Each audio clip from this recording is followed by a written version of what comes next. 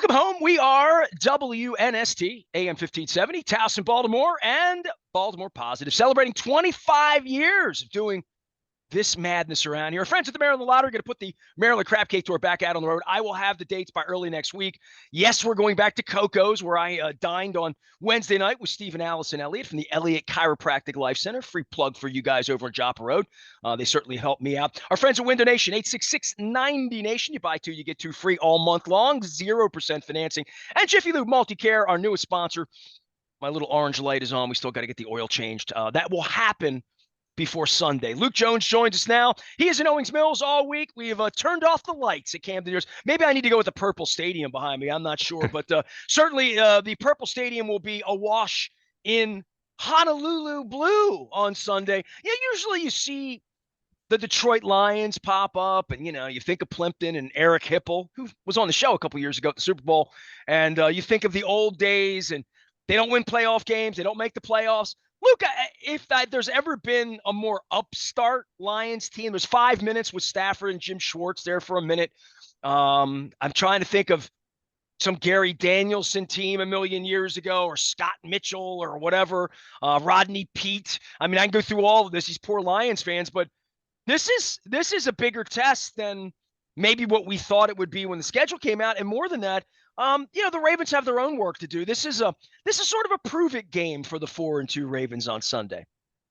I think it's a prove-it game for both teams, quite frankly. I mean, this is a Detroit Lions team that, keep in mind, finished 9-8 last year after they started, 1-6, 1-7, whatever it was. I mean, they were really, really good the second half of last season. And I get it. When you have a bad start, when you're a team of that nature, people are going to be suspect, right? People aren't going to totally buy into it. Well, I'm skeptical till they show up on Sunday, right?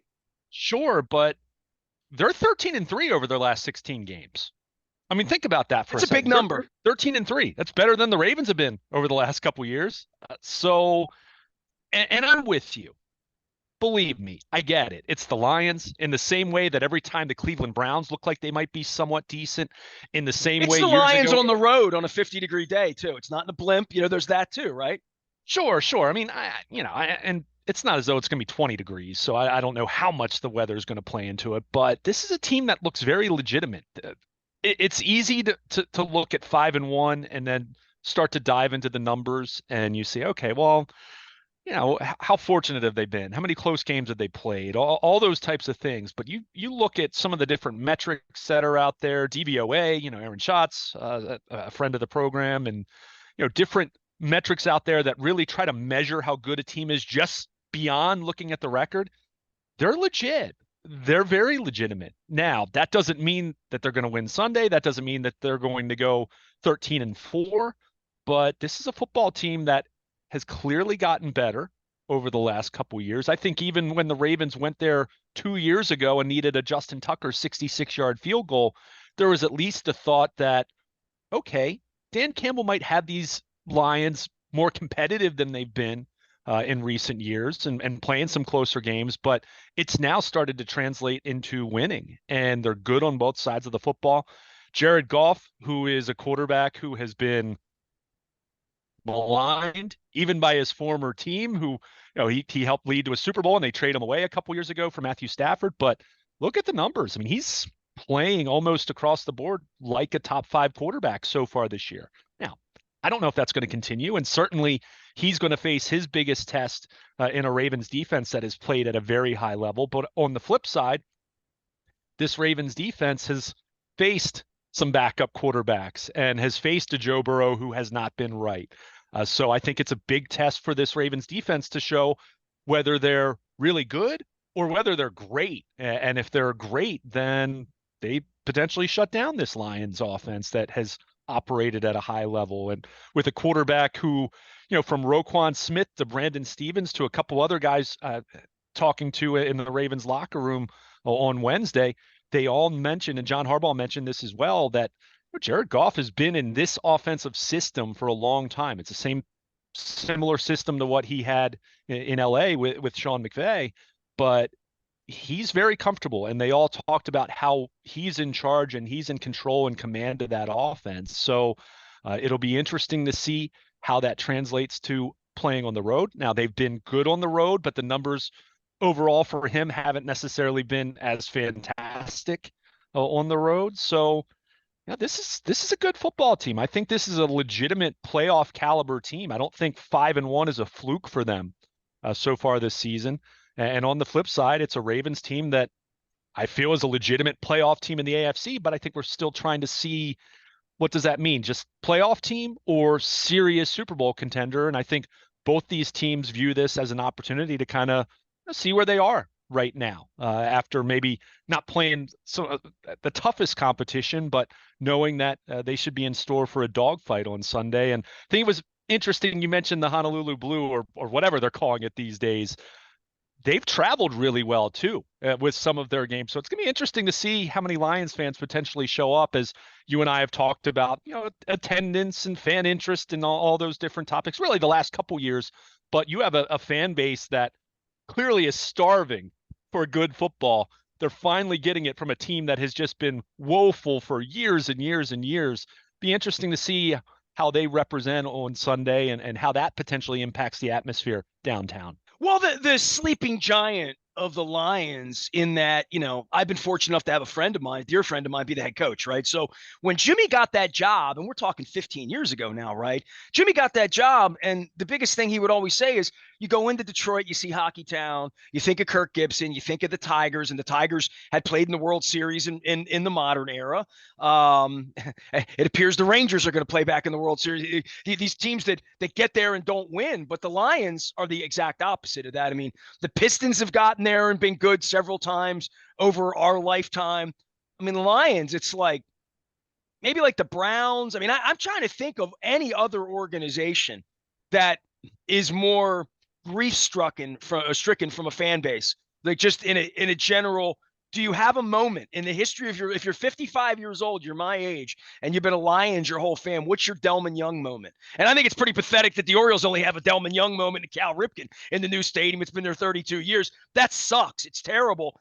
But there have been some ALCSs, and there have been some this and some that. And I know we're 0-8 on the baseball side, but I'm thinking the Orioles are getting there as far as being like, you've been on the planet 40 years and ain't won much. The Lions are worse. And I think about this and think about the starving fan base, and whether you would travel to Baltimore for a game on a Sunday when your team's 5-1, when maybe you were asleep for years and weren't considering doing this, but you win in Kansas City, you win in Green Bay, you win in they're 3-0 on the road. I mean, and there are sleeping Lions fans everywhere. There's a Tom Selleck hat, in somebody's in Rockville, there's some Lions fan that's been hanging around waiting. This would be a chance to go support the team and be a part of it. I don't see it as being any sort of a Detroit takeover, but they have traveled well, and they are, for the whole league, they're the sleeping giant. I think I was thinking like the Chargers are going to get up and move at some point, and then I watched them play the other night. But these sort of franchises that never get there, and Dan Campbell was laughed at when he was hired, right? Like he had memes, he had all of this stuff, all these crazy, and being a player and being sort of a man's man and all that stuff. Detroit's taking him in. I'm worried about this game, Luke. I'm worried about where the Ravens are. And I think Harbaugh over 15 years has had the pedigree to have a team ready to play in this circumstance.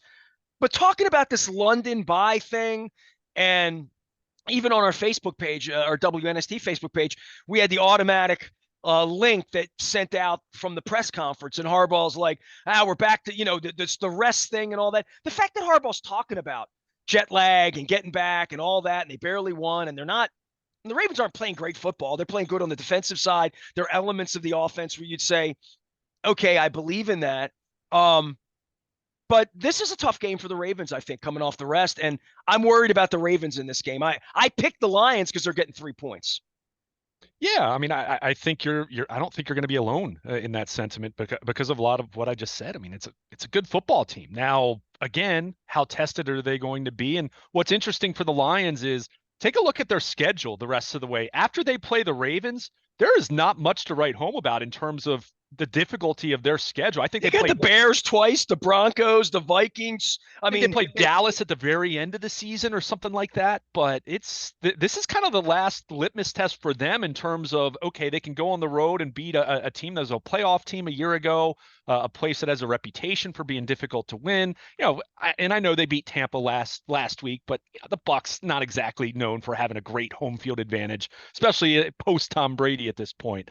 But but I'm with you on that. And in fairness to John Harbaugh, he was asked that question by me, by the way, because I think we all remember 6 years ago how disastrous the performance at Wembley was and how the Ravens got embarrassed by the Jaguars. But we might forget they came home and the Steelers flattened them in Baltimore the following week. So there was amongst definitely a lot of boos, that was that sure. we And were there going to were take the knee at the 50-yard right, line. right. Dick Cass came to me all excited, and the crowd turned on the home team that day, literally.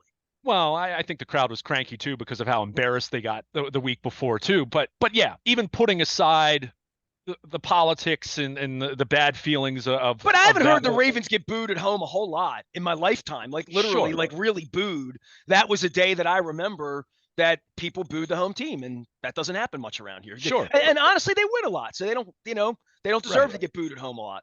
right. But my point is they played poorly in that game, and now I think it's interesting. And John Harbaugh even acknowledged there's not a whole lot of data on this. I think there's only been 13 instances of a team playing in London coming home and not having a bye and playing the following week. So, the Ravens are part of that sample size. But I will note this year, I think Atlanta a couple weeks back, Buffalo and Jacksonville this past Sunday, they all won coming back from London. So I think common sense would dictate that it's easier coming home than going and playing 5 hours ahead as you do when you're going to London. But I think it is going to be interesting just because of they were gone and away for 6 days and then coming home. How quickly do you recover and get back into a normal routine? Well, that's So a hell of a game to lose if you lose it. We didn't talk about that last week, but you get on that plane after you live there for 7 days and come home, have your ass kicked. I mean, I remember when Harbaugh took the team out west and it wasn't going well. right. Flacco wasn't going well. It wasn't going well. That you put a lot of effort, a lot of expense, a lot of time, all that into it. We'll sit here all week and say, well, they could have played better against the Titans and they might have lost and they were lucky to have a backup quarterback and like all that stuff. They won. They And so won. for that, like just the energy in the building at home this week's a whole lot different than it would have been.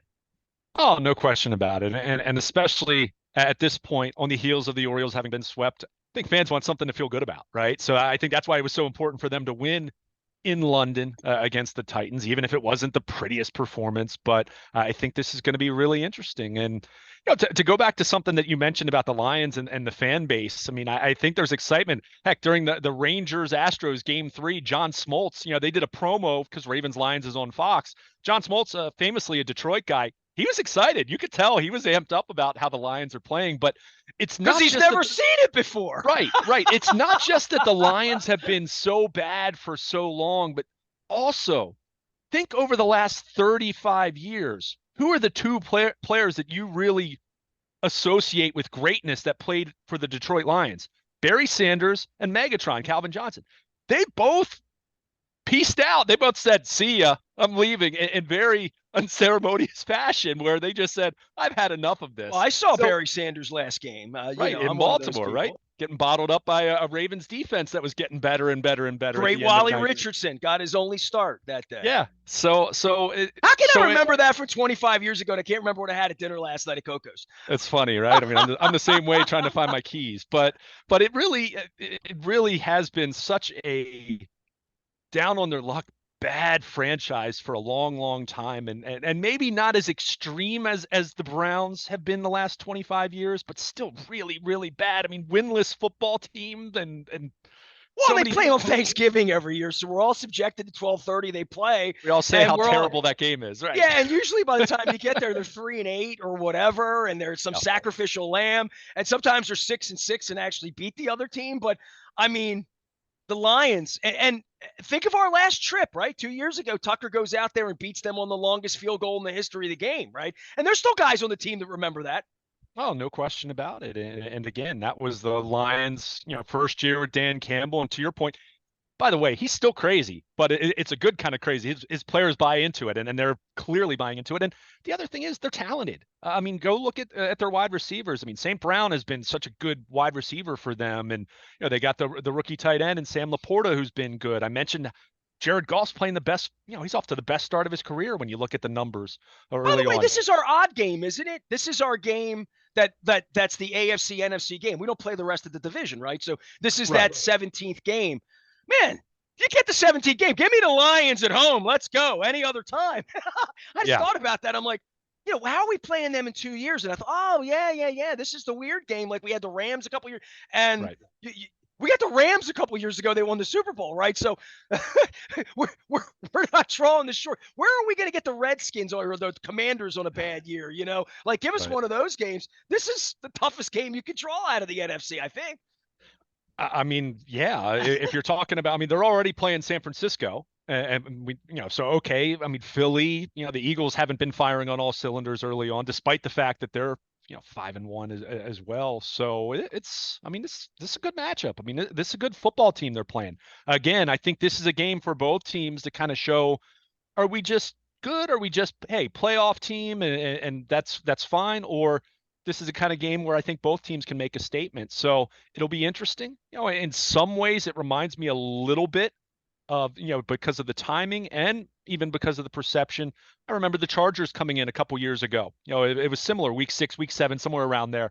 And they're, a lot of people were on the Chargers, and some people thought the Ravens might lose that game. And if you recall, they flattened the Chargers. They beat the what out of them. So definitely an interesting game. But this is a Lions team that has been good on both sides of the ball. I've mentioned the offense, but obviously Aiden Hutchinson, for former top pick, or number 2 pick, and has been, he's been really good for them.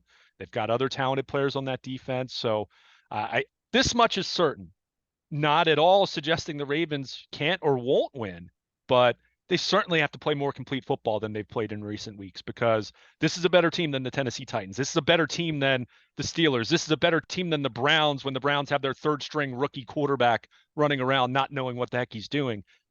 Not This might saying be the best team they see all year. I mean, I'm thinking in their own division or who they're going to see, where they are. 49ers, I don't know what they're going to be by the time you get there, but there are not going to be many weeks where we're talking about a team we're playing where they're playing their best football. And I mean, from team statistics, individual statistics. Luke, you talked about Goff. You and I spent a week at the Super Bowl a couple years ago talking about him, and then the Rams give him away, right? Yeah. And they swap out and they win a Super Bowl with the guy the Lions couldn't win with. We talked about Schwartz earlier and Matt Stafford. Goff feels like a guy maybe coming into his own in a quiet way at a time when, let's be honest, Bears, Packers, Vikings, they're all down in that division. Mhm. There's a real opening for a couple of years here, and a coach. And you mentioned Hutchinson and other young players that they have there. The wide receiver looks spectacular. Um, this feels like maybe their time to some degree, but it was hard to find believers in Jared Goff, especially when the genius out in LA just said, here, he went to a Super Bowl, but that's not good enough. We need to do better than that. Yeah, I mean, I think if you're talking about Jared Goff, I mean, it's, it feels a little Joe Flacco like, right? In the sense of not so much here in Baltimore, but how he was perceived elsewhere, where, okay, he didn't win that Super Bowl that they got to, and then, of course they lost to the Patriots, but there's definitely a sense of he didn't belong there, right? At that time. And everything that's played out since then, I mean, heck, his own team got rid of him, right? So it's tough to argue against that perception at the very least. But you And he look at was like how a second-year player then, right? I mean, he was a kid. he was what, I think third year. I think it would have been Okay. third year at that point in time. But yeah, I mean, and he had a good season that year. I mean, it wasn't like he was MVP of the league, great, but he was really good. But he's certainly someone who has battled consistency issues and battled the perception of being good enough. And obviously, when a team trades away and acquires another quarterback and they win a Super Bowl with Matthew Stafford, then yeah, it's going to make you look not so great, right? But to his credit, since he's arrived in Detroit, he's become a better football player, and he was pretty good last year, and he's playing at a really high level. I mean, I was looking at, not just I mean, 11 touchdowns, 3 interceptions, 1,600 passing yards through 6 games. Yeah, that speaks for itself. But even looking at all the different analytics type stats, success rate and EPA, QBR, DVOA, all his PFF grade, Pro Football Focus, all of that is indicative of a guy who's playing like a top 5 quarterback right now. Now, it's 6 games. The question for a quarterback like Jared Goff is never, can you play great football for 5 or 6 games? It's, can you do that and sustain that over a full season? Can you do that for a deep run in January? And that's been the big question for Jared Goff over the course of his career. And Lamar Jackson, by the way, because I'll bring that in, because that's any quarterback not named Patrick Mahomes at this point in time, or I guess Matthew Stafford. That's anyone. They're all chasing it, right? Josh Allen, same deal. Joe Burrow getting the first of all, the Bengals have to worry about getting back to the playoffs after the start that they've had and what they're dealing with. But yeah, that's the question for anyone not named Patrick Mahomes at this point. But right now, Jared Goff is playing really good football, and he's got a lot of good skill players around him. And the unit that I haven't mentioned yet on the offensive side of the ball, that offensive line's good. You look at how they've performed, some high draft picks on that offensive line. They've played at a high level, and they've done a good job keeping Jared Goff clean. So this is going to be a really good test for this defense. And by the way, they haven't faced a defense like the Ravens defense so far. So that's why I said this is an excellent test for both these football teams. And I expect this to be a close game. And I think whoever comes out of this game victorious is going to be viewed more favorably. I think they're going to be viewed, especially in the case of the Lions. They go into Baltimore and beat the Ravens. I think they're making a strong statement to be right there with how San Francisco is perceived, with how the Eagles are perceived in the NFC. I think they're right there with them. Well, then they would be 14-3 and 4-0 on the road this year in Kansas City, and winning in Kansas City and Baltimore.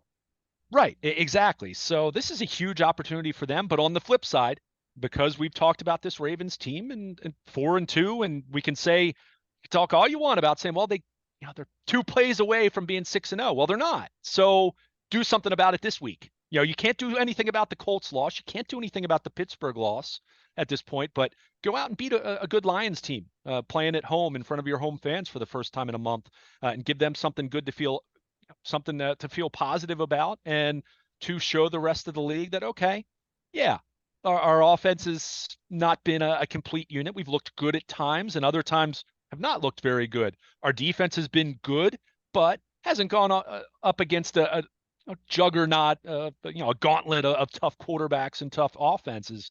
But you handle your business on Sunday. I think absolutely the Ravens are making a statement that they belong in the top tier in the AFC. So I'm really looking forward to this football game, and I think a lot of talented players on both sides. And I think this is the kind of game that early in the season, if you're a Ravens fan, you're dreaming of the Ravens being the kind of team that can make a run and get to a Super Bowl.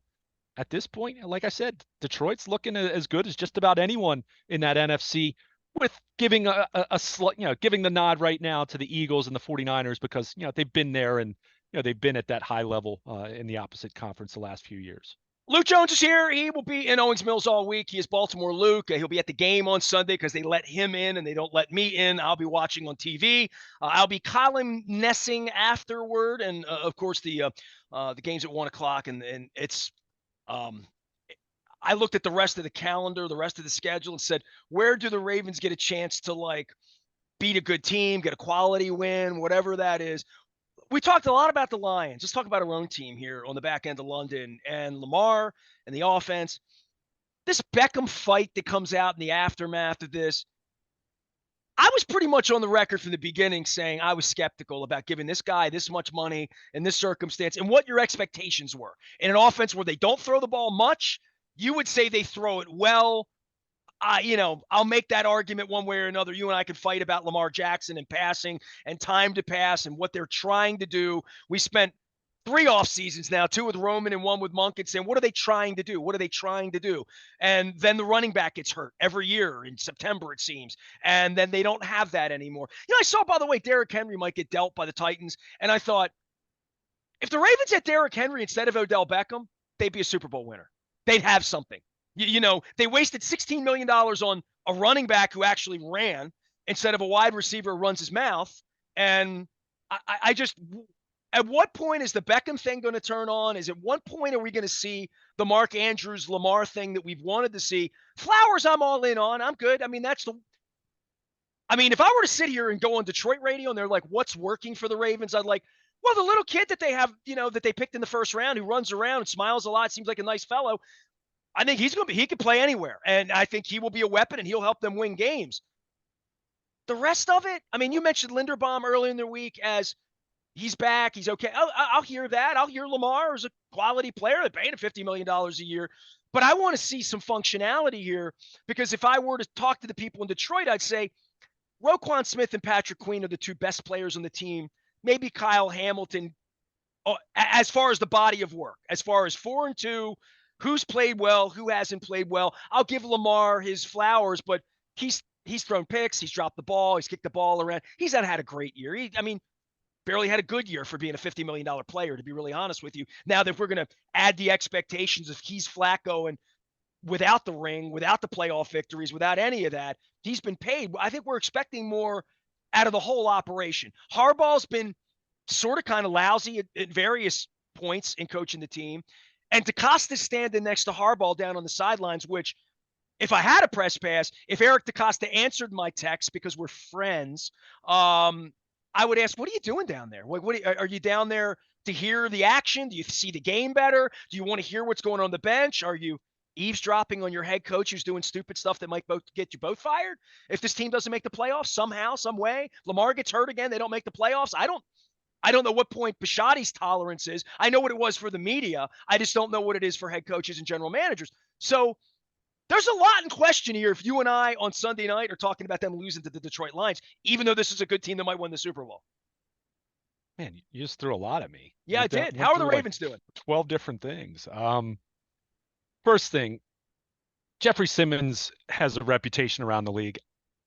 Look, has Odell Beckham played like a $15 million football player? No. Do I think this was something that he instigated? Or, I think he was sticking up. Originally, he was sticking up for Zay Flowers, quite frankly. And the way it sounds like Simmons was the aggressor post game as well. So I don't care as much about that. Well, Simmons got the 15 yards. So, right. Well, and by the way, famously, as he was out the door playing his last NFL football game, Marshall Yanda went out of his way to talk about the kind of lacking in class that Jeffrey Simmons had as a football player going up against him in his final game. And Marshall Yanda, I covered nearly his entire career. I don't recall him doing that at any point. That aside, has Odell Beckham been a $15 million wide receiver? Of course not. Of course not. And I think he would agree with that to this point in time. But, I think for this Ravens team, they're chasing being better, right? And at times, we've talked about it with this offense, it's played at a high level at times. It really has. You've seen what it can look like. I think the Cincinnati game, for the most part, for most of 4 quarters, was a really good example of that. Clearly, losing J.K. Dobbins hurt their running game. I think they're definitely lacking an upside at the running back position. I think where they're running into some trouble there is Gus Edwards is probably their best in pass protector. I think Justice Hill gives them the most juice, but he has struggled in that department. So you're in a position where holding onto the ball, confidence level. Well, sure. But the point is, you kind of have incomplete versions of running backs, right? Where they do certain things well, and then other times you don't want them on the field in certain instances. So I think they're struggling with that. What you mentioned about Lamar, I think Lamar Jackson's playing good football. Is he playing the best football of his career? I think that's, I've heard some people say that. I don't agree with that. And I think that's kind of a slap in the face to him, considering he's a unanimous MVP 4 years ago. Let's not there's always this push-pull with Lamar supporters and detractors, and I think a lot of them end up being way too extreme one way or the other. I'm not a detractor. I'm a skeptic until I see it. It wasn't like, but I've been portrayed as a detractor. I'm just on the body of work guy. You're definitely a detractor. You're definitely a detractor. Oh, fair enough. Good body of work. They've won a lot of football games when he's been on the field. So yeah, not in January. I wasn't singling. Again, I don't disagree, but you can hold every quarterback in the league other than Patrick Mahomes to that standard, and they're going to be lacking. Josh Allen has come up short, so I hear you on that. But overall, I don't think Lamar, point is, I don't think Lamar Jackson's been their biggest problem on offense by a wide stretch. And the Pittsburgh game's a great example of that. Someone who could have had close to a career day if his wide receivers catch the football, and passes that were put right on point. So, and I think but the Tennessee game would look a lot different at the goal line if he faked the pitch out and walked into the end zone twice. sure, You know what I mean? sure. If that game was, it was a lopsided game that wasn't lopsided on the scoreboard. So yeah, 2 weeks in a row they did that, right? I mean, it's the Indy game should have been a game where they should have been leading, by more than a single score, leaving the Colts in the game. So, but I think that's been across the board, and I would even I'd throw Todd Monken's play calling in there. I think at times he looks like he's had a great feel and dials up some really good calls, and then other times it's kind of like, what are you doing? How many times did we see them this past Sunday where Gus Edwards is just inside runs running into the back of his offensive lineman and they're not getting any push? It's like, what are you doing?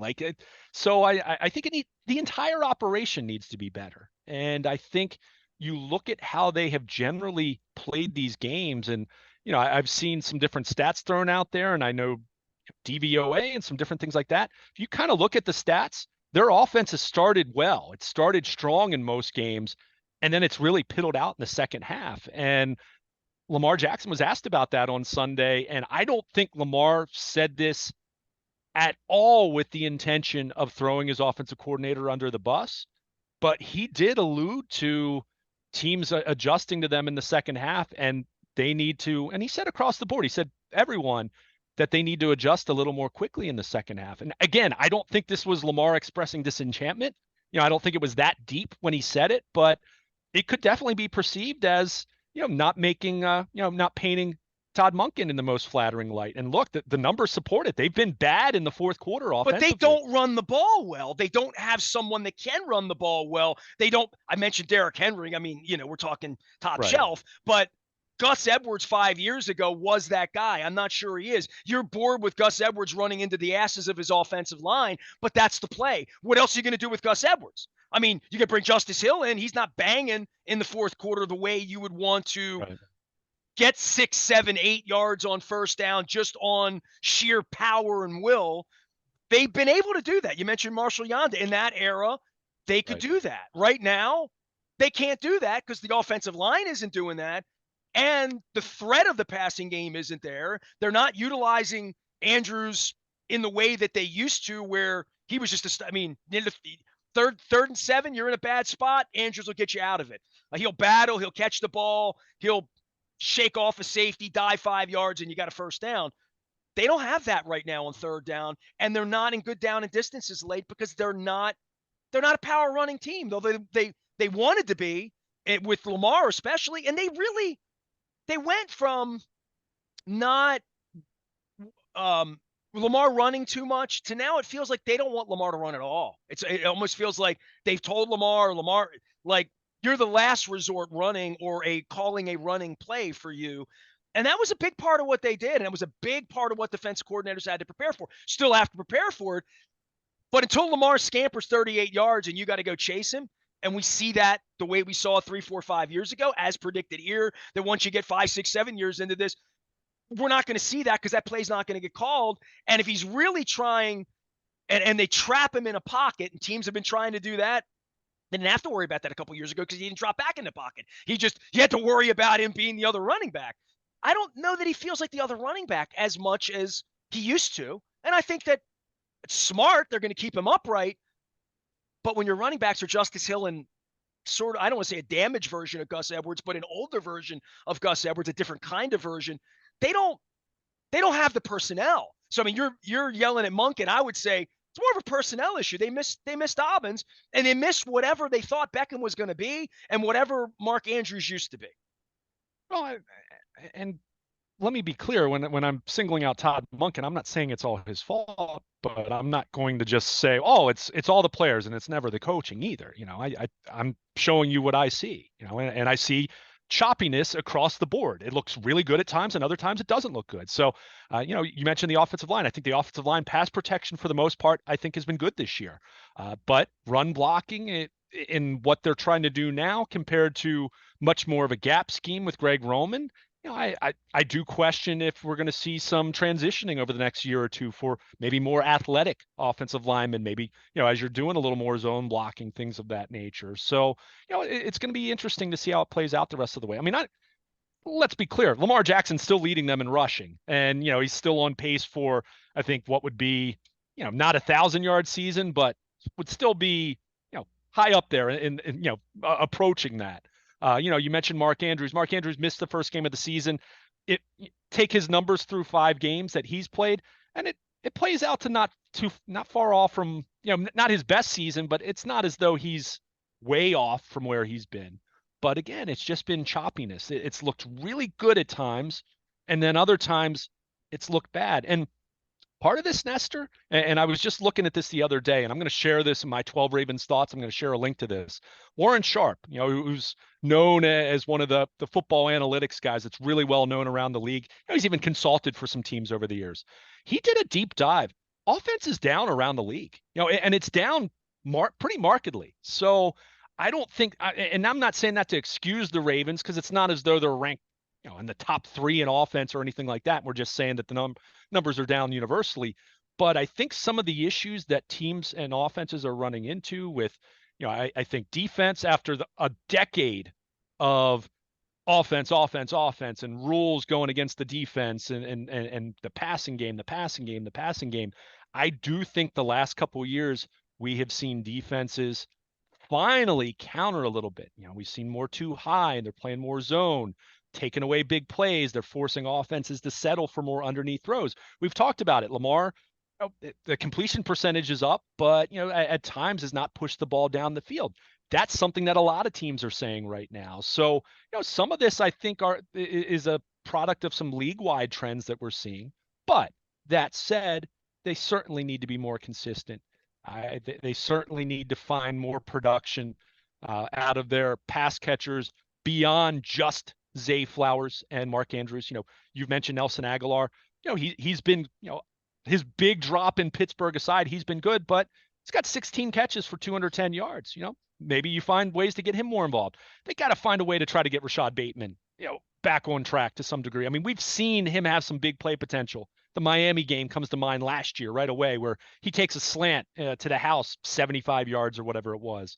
He looks lost. He looks like a guy who's not playing with any confidence out there. So they do need some guys to step up.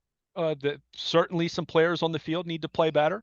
They need to take better care of the football. But I think that also is in concert with coaching, putting them in the right position to do some things. So it'll be interesting to see how they fare, because again, this is a Lions defense that, statistically isn't quite as impressive as the Ravens, but it's been really good. Like, it's been a top 5 or top 10 kind of defense, kind of, maybe not the same breadth as the Ravens and the Browns and the 49ers so far this year, but they're at least in that next tier right after them. So, this is certainly, not just, talking about the offense and how good of an offense they're going to play on Sunday, but, this is one of the better defenses they'll have faced, Cleveland being the other one a few weeks back that, we'll see how they fare. That Cleveland game, they didn't play a complete game against that defense, but remember that second quarter, they kind of went nuts against the Browns defense. So, you don't need to have, you don't need to score that much in one quarter against this defense, but I certainly need to find a higher level of consistency. And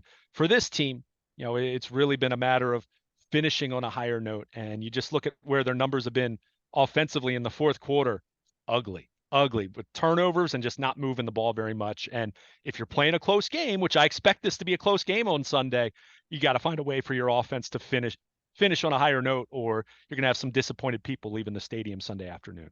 Sun and clouds, mid-50s, 1 o'clock Sunday. The Lions come to Baltimore in their Honolulu blue. Plenty of good seats available on the interwebs. Luke Jones will be there. He will be here. We will be together in the aftermath of all of it. And really a show-me game for both teams. Maybe one of the best games on the docket this week. The 4-2 Ravens and the 5-1 upstart Detroit Lions. And as Lucas pointed out, 13-3 in their last 16 games.